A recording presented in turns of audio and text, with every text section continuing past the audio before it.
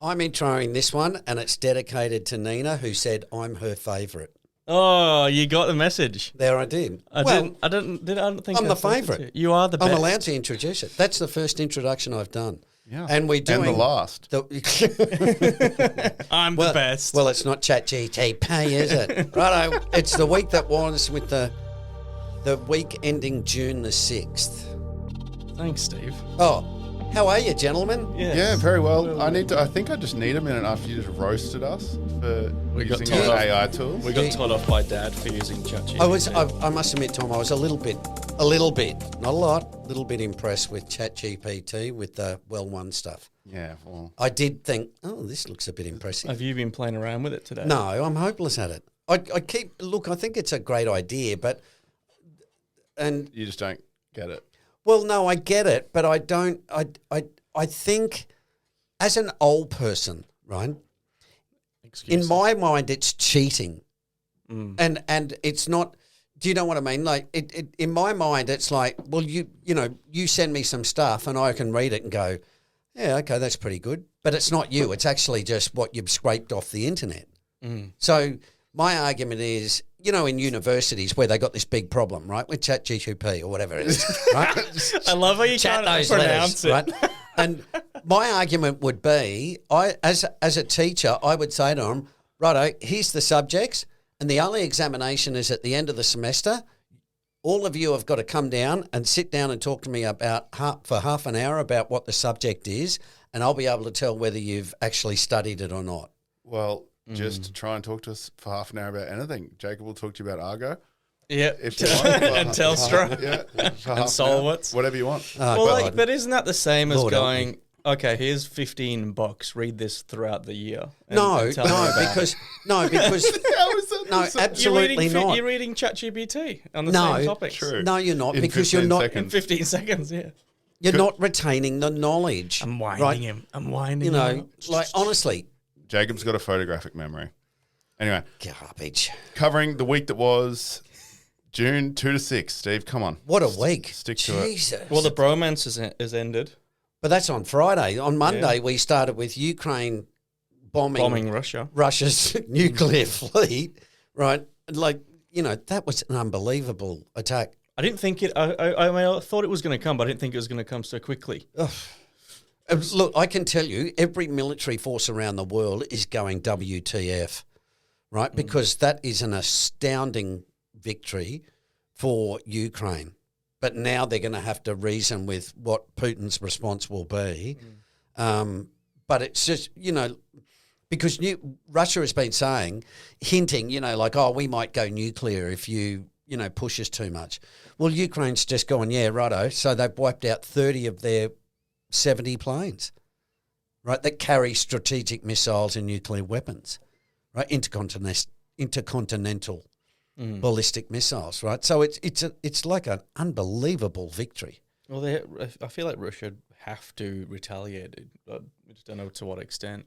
Well, yeah, but it's a little bit like when Israel got attacked and caught off guard by Hamas on October 7, right?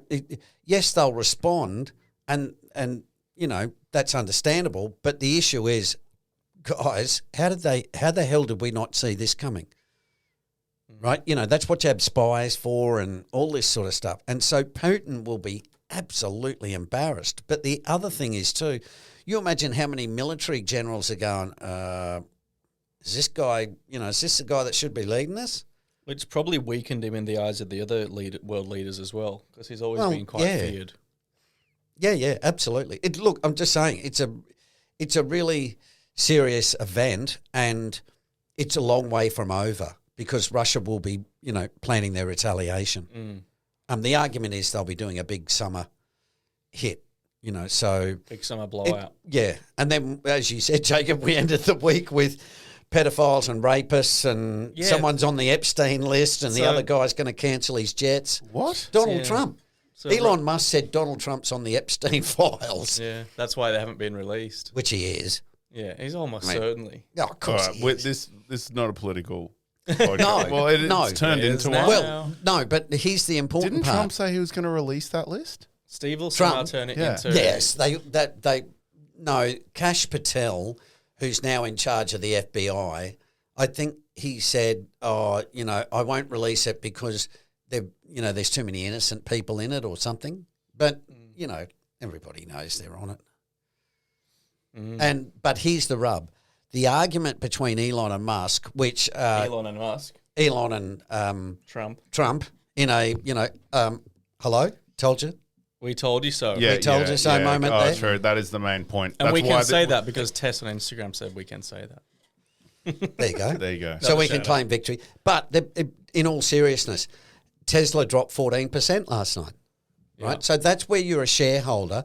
You imagine being a multi-millionaire shareholder of Tesla, right? And you've got the CEO of the company out there basically accusing the President of the United States of being a pedophile, then saying, if it wasn't for me, Trump wouldn't have won, then saying, Trump says, I'll cancel Elon's government contracts. So Elon fires back and says, no, I'm going to pull SpaceX's Dragon flight and stuff.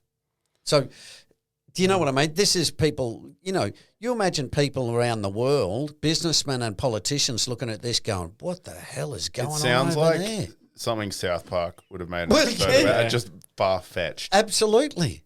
Absolutely. As an investor, you wouldn't touch Tesla with a 10-foot barge pole, personally, until it's settled down.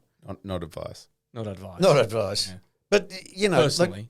Honestly, I have spent this week going, oh, good Lord. Maybe it just looks really, really ugly.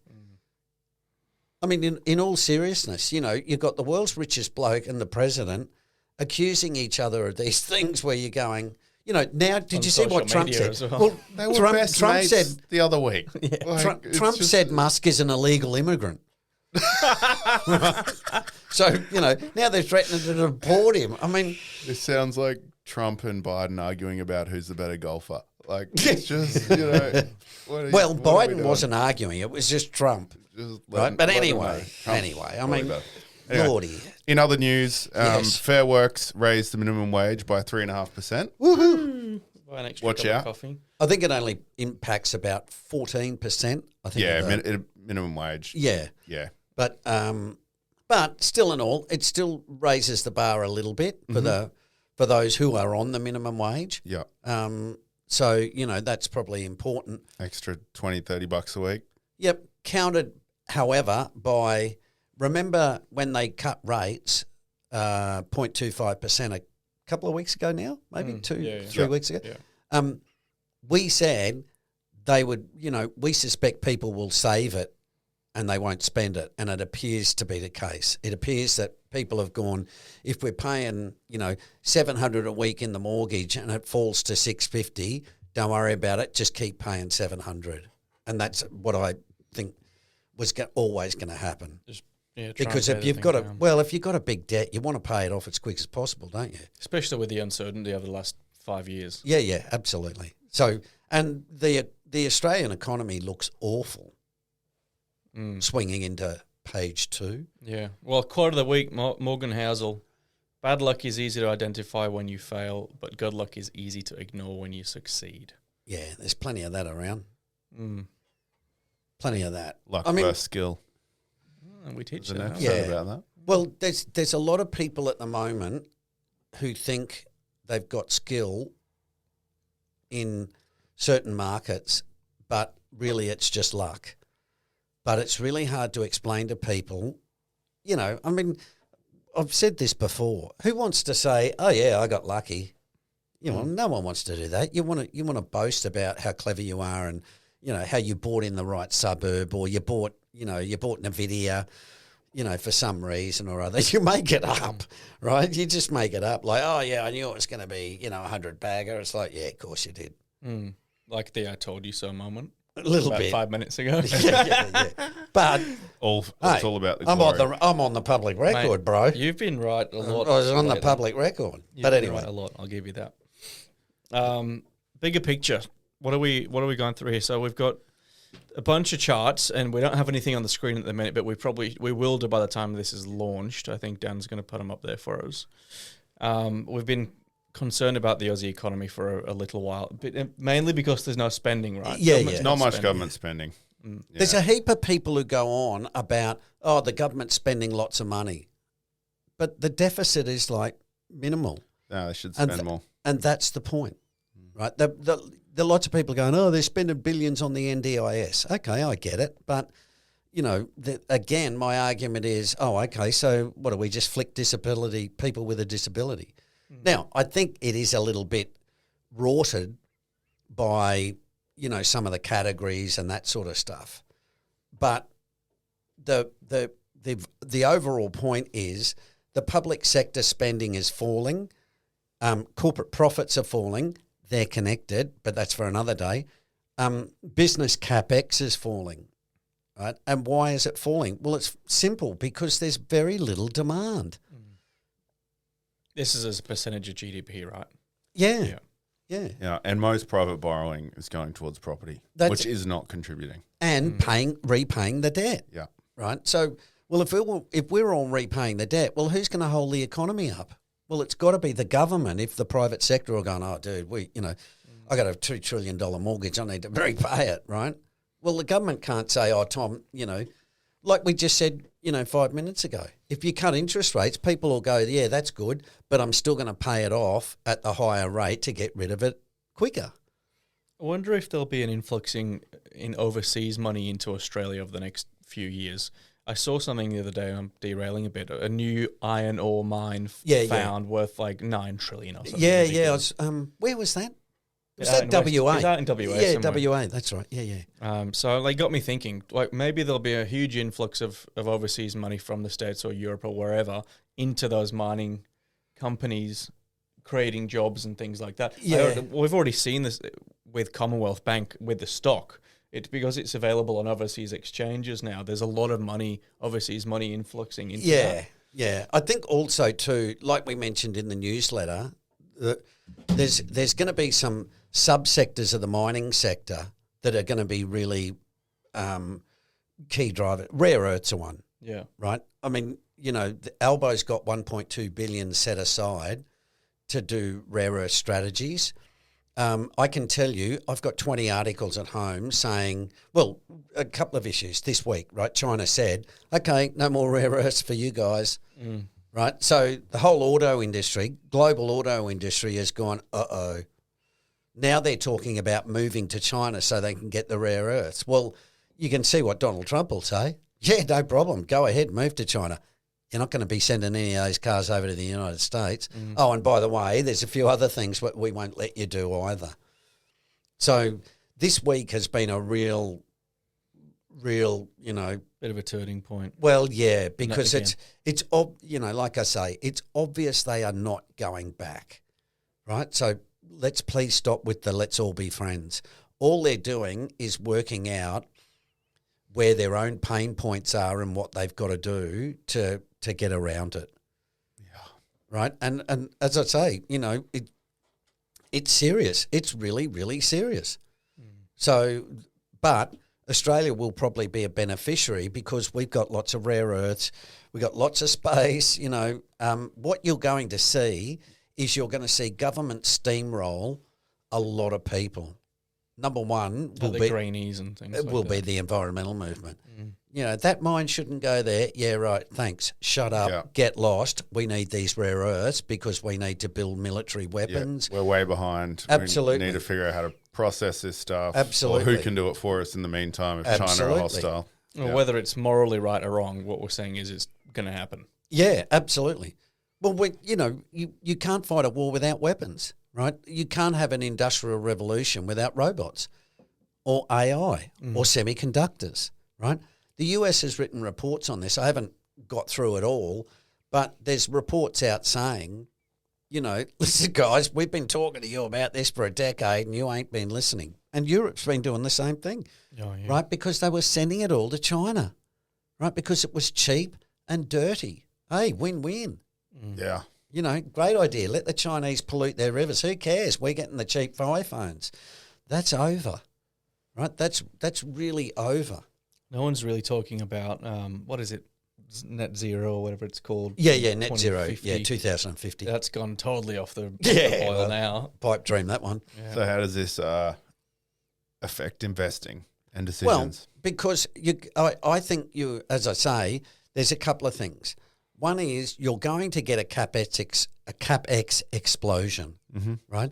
If you look at what the United States wants to do, you've got to remember they've spent 40 years deindustrializing, right? So you guys might be a little bit too young, but they hollowed out US manufacturing, and all of those towns that were, the Ford factory was in Vermont, right, Virginia or something, and then they went, righto, well, we're giving that the flick. We're moving it to China, or, we're going to do this or that.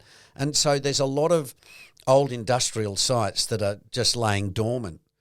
But my point is now what they're saying is, listen, we need to restart all this. And it's like, okay, Bob, well, that's going to take a little bit of time. And it's going to take a lot of resources. Absolutely. A lot of steel, a lot of all But the it's stuff. also, you think, Tom, A lot of all the stuff. A lot of all the stuff. Figured- Energy's cheap. well, that's part of the thing with the US, right? They've now got unlimited energy with gas and stuff. So they look at that and say, if you imagine if you said, okay, we are going to just do a supply chain for the military, right? So you think about that. It's even down to we need special type of clothing. Okay, well, we got to do it in-house. Okay, well, we need a factory that does, special fabrics for the military and all this sort of stuff. Right, okay, we'll bring them in. And to do that, we need a chemical factory to make the raw chemicals to put into the steel. Oh, okay, so we need chemicals. Right, yep, okay. We haven't got enough capacity. Okay, and to kick all that off, we need to double the grid in electricity. Oh, Jesus, okay, how long's that going to take? That's what I'm talking about. It's going to be a really, really rough episode because they've got to take all, I was there when we globalised, right? I was only about 20, but the pain that people went through when they lost their jobs in the factories and all that sort of stuff, like they wiped out towns, all sorts of stuff, right? But this time now they're going to have to redo all that again. Right, and that's why I say. But that's not just in the US, right? That will be in other countries too. Yeah.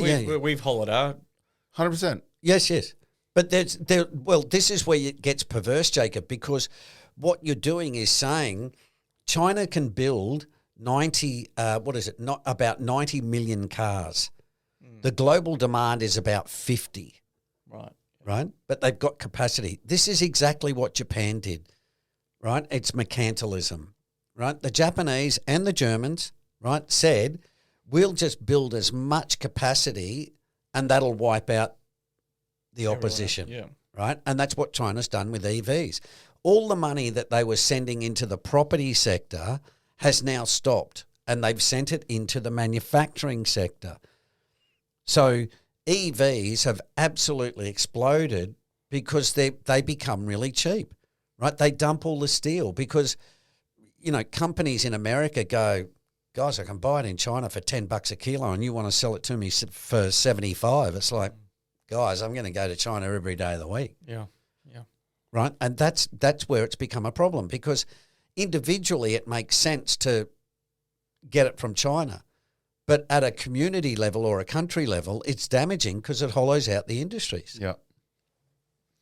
And as we found out, risk. Yes. Well, that's why I say this is going to impact investors because there's going to be all these twists and turns about tariffs and, rare earth supplies. Well, which mines are close? Well, that one's no good. This one's got heavy rare earths. Well, that's good, but, we can't send them here or we've got to send them there. That's why I think Trump is sitting down talking to the allies first. Right, England, Australia, India, Japan, South Korea. See, Japan today said, we'll give you guys a hand on the rare earths, right, because they've got some capacity to do that. And that's where we may have some bargaining chips, right, where we can say, oh, and this is why I've said before, America will say, righto, Jacob, you in Australia, you do the mining, right? Righto, let's work out what you got there. Righto, now I want you guys to send that to Vietnam, and they'll do that part of the processing, right? Then when you finished it there, send it on to the Japanese, they'll refine it, and then they'll send it back to us, and we'll build, smartphones or bombs and that sort of stuff. And then redistribute it. So they're basically just everyone's got new friends. Well, yeah, what we've done is we've divided the world up, right? You've got China, Russia, Pakistan, Iran, and North Korea, and probably a smattering of others, and they're going to be the quote unquote the enemy of the United States, Australia, England, Canada, Mexico, fair bit of Southeast Asia, Parts Japan, of Europe. Yeah, Europe is the one at the moment where lots of leaders are going, "What the hell are you doing over there?" Right? They don't know Europe. They're just pissing into the wind. Well, they're trying to be friends with China, and like we said last week, they're trying to talk to the Chinese. The Chinese are wanting to hollow out their industry, and then at the same time, the Germans want to stop Russia advancing, and Russia gets stuff from China. It's like, you Europeans, you got to pick a side and get on with it, right? Yeah. But there's 27 of them. They all hate each other. And, well, exactly. We'll be there forever. So you've got an order of events here it ends with Ukraine strikes Russia, but it starts with Trump warns Putin is playing with fire in Ukraine, and then Defense Secretary urges military buildup over imminent Chinese threat, and then bang. So the broadly, in politics, if you want to create a crisis, you have to start gearing people up, right? We talk about priming, right? The markets, the financial markets prime you, right? Hey, everything's going great. You guys got to get into stocks, right? That's priming you. What they're doing is priming us to say there's going to be a war, right? So China came out. Now, Hegseth came out and said there's an imminent Chinese threat, right?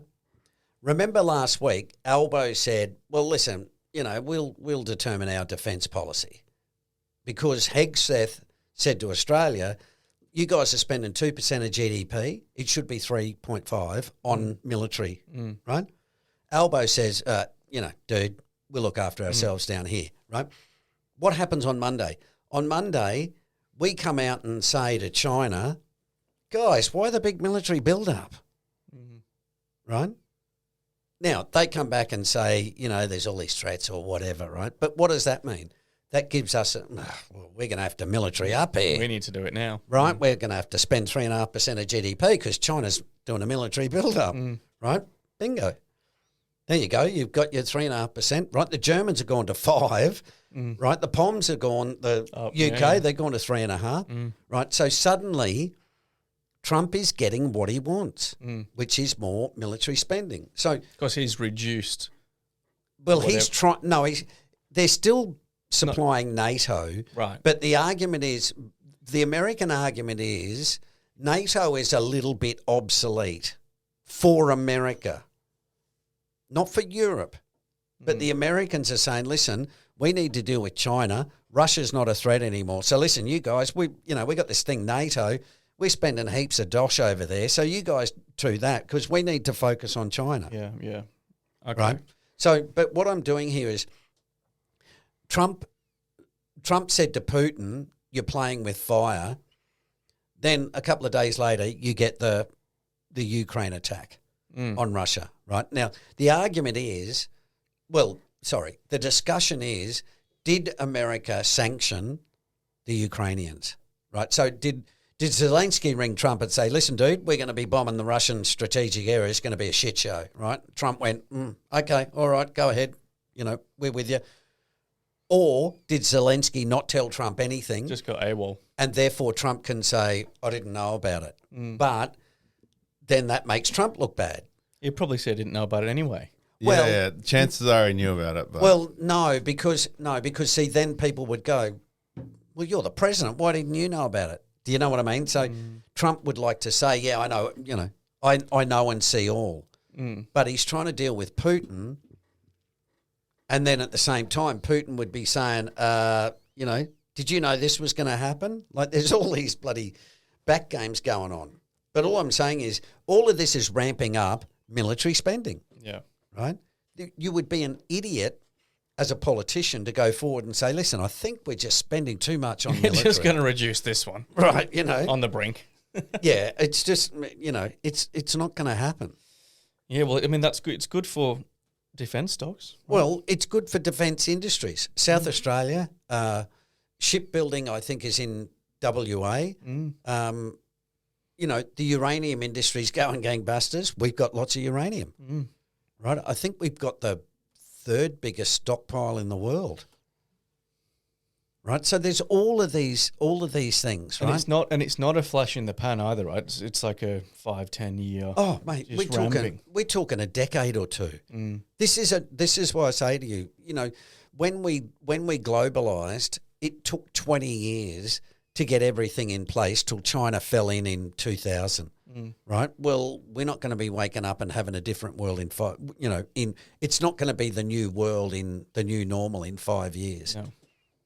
Like, There's you just can't phases build to it. factories that quickly anymore. No.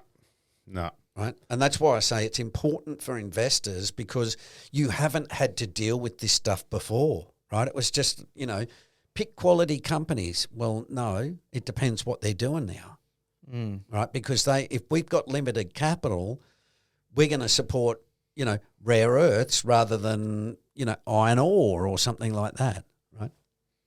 But I mean, old man Buffett's seen it before, and he still picks quality companies.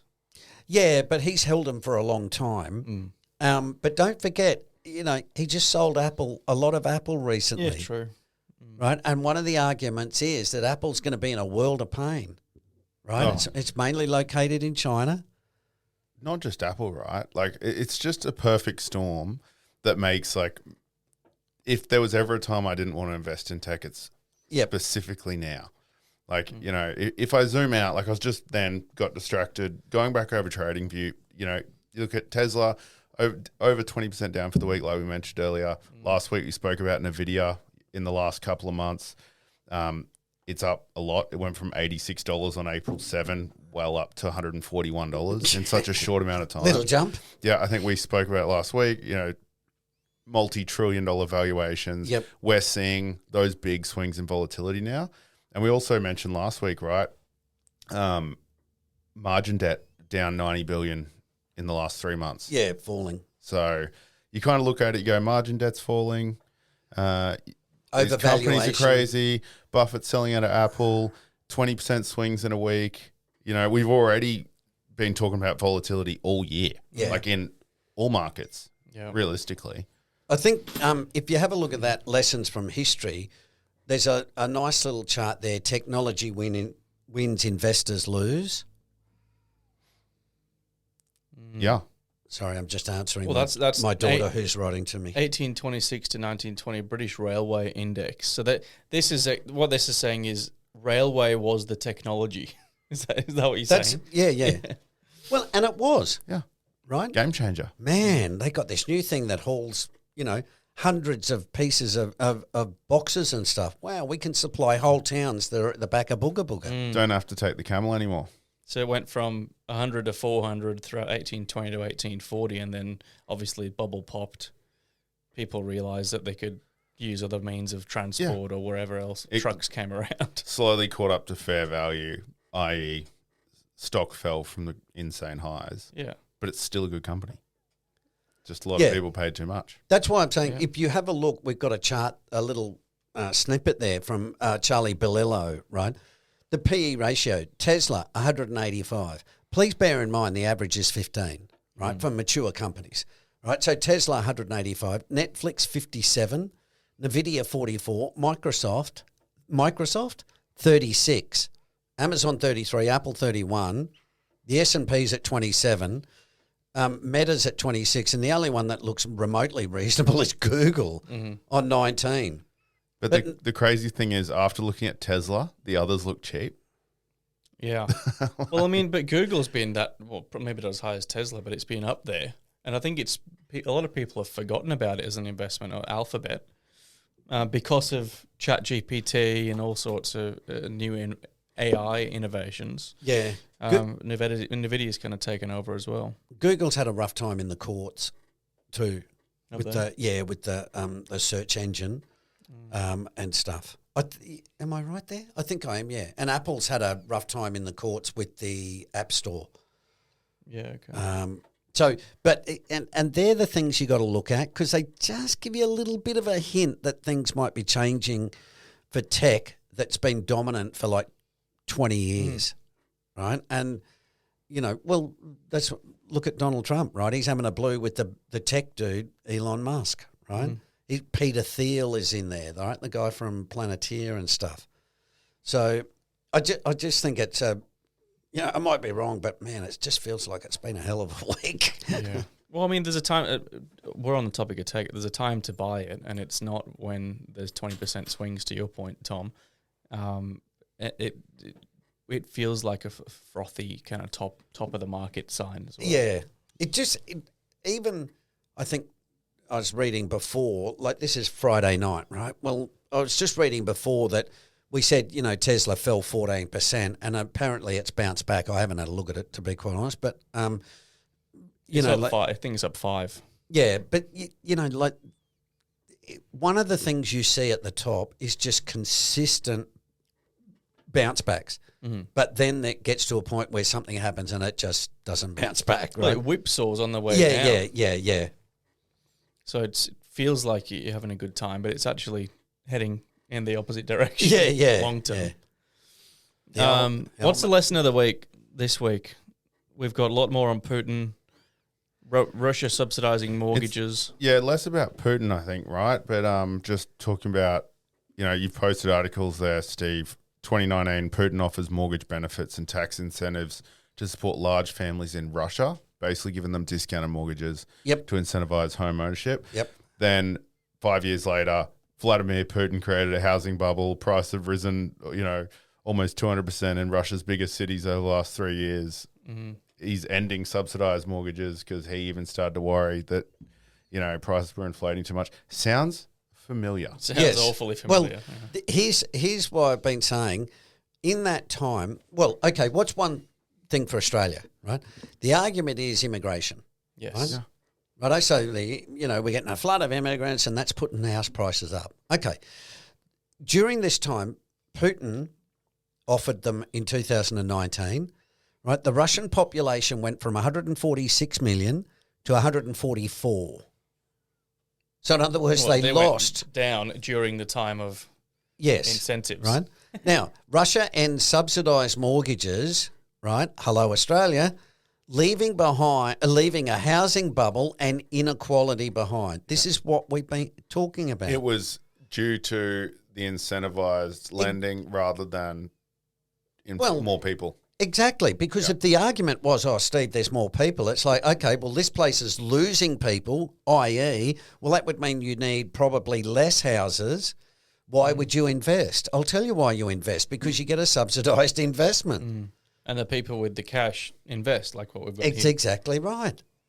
So I'm just pointing out that you've got to think through a lot of those arguments. Now, I'm not saying immigration is not a problem in terms of housing in Australia, right? That would be silly. But there are always examples, or I shouldn't say always, but there are counter examples to a lot of arguments about what's going on in Australia, right? And let me tell you where it all revolves around. It all revolves around incentives. Yeah. Right? That's what it involves. And if the government said in Victoria, they've been, sticking it to landlords, right, with all sorts of stuff, and Victorian prices are declining. Why are they declining? Because the government's sticking it to them for the finances. If you removed all incentives, you wouldn't have. You just wouldn't. Do you want to buy? Exactly. If you're an investor, would you go, oh, look, these got shithouse incentives. Oh, let's buy some houses. Yeah. I mean, it's ridiculous. Yeah. So that is interesting about Russia because you get the people that say Australia is different. You can't build everywhere. We've got a housing, but Russia's massive. You can't build everywhere because of all the snow as well. Yeah, it's very similar in a way, other than it's minus 50,000 degrees most of the time. Charlie Munger said, a really great line, right? He said, show me the incentives and I'll show you the behaviour. Yeah. Bingo, right? And it's absolutely, no one ever likes to talk about that stuff, right? Because it's about money, right? And we go, oh, no, it's immigration, it's land planning, and it's, COVID bounce back, and we come up with 40 excuses rather than going, man, it's just it's just great. You get all these subsidies and, cheap loans and stuff. Because money's always been thought of as dirty, right? Back to, the day of Jesus Christ, it was always like, the money launderers, what do you call them? He shooed them out of the house, i.e., disgusting people dealing with money and stuff. And no one likes to go around talking about their wealth. It's frowned upon. Well, yeah, that sort of thing. Except when it's going up. We love money here at TMM. Do you like dividends? Hot topics. I love dividends. You know who else does? ChatGPT. Talk to me about dividends. Well, I was actually going to lead this in with when there's little growth, people go to what? They go to value. And dividends are a great part of value investing. So, exactly. If you can't get a lot of capital growth, you might as well get 9%.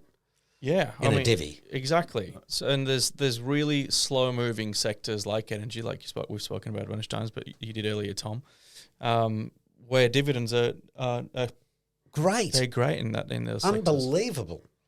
Old stable companies. Often you get good dividends and good growth if you pick cheap companies. Well, generally, Tom, because they're undervalued in their capital.